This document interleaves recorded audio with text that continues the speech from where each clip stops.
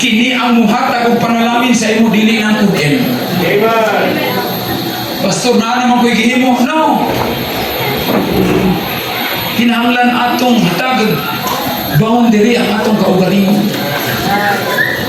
Himaya kanunay ang Ginoo sa imong kinabuhi karong adlaw. Unsa may nahimo nimo, unsa may butang ang Ginoo palipay sa imong kinabuhi, basi nagsige na lang kag lingkod, tibok hapon ka, tibok wala may dautan mag-basketball ka, pero basi tibok adlaw na lang kasi ambak ka. Ang hugason dito, wag ka nakahugas, busy si papa, busy si mama, ikaw ang mo trabaho, pero wag mo nahimo. Kaya naman, dito kasi imong amigo, dito kasi imong amiga, maminaw pagkagon sa imong paminaw nini, walay panalangin gikan sa Ginoo para sa imo. Nasayang ang imong kinabuhi. Yun. Ingon sa dina, God will not build you. Ang pinakakuyaw, don't practice covetousness. God will not bless you. Amen. Kung di yun pwede nga ang Kristohanong dalo. Napa mo diha? Ang Bible nagtudlo giving. Ang Bible wala na usab ang yan principles. Kaya mo na Ginoo, God loveth a cheerful giver. Amen? So wala na usab.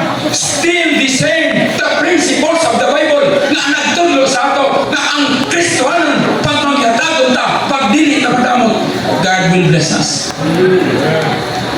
Timan na nato ni kanang atong trabaho ra na kanang imong accomplishment, kanang imong naabot, kung asa naman ka nga status sa kinabuhi karon, di ka kaabot din kung wala ka ipanalanginan sa Ginoo.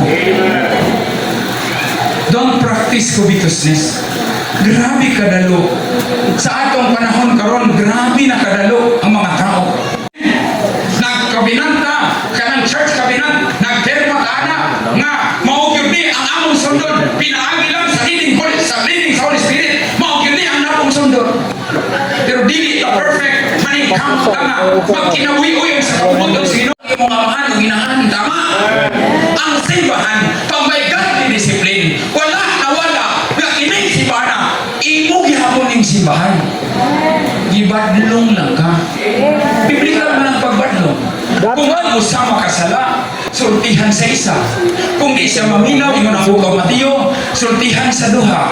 Kung di siya maminaw sa duha, sultihan sa tulo. Kung di maminaw sa tulo, sultihan sa sample. Church must be, or must have today, must have a godly discipline.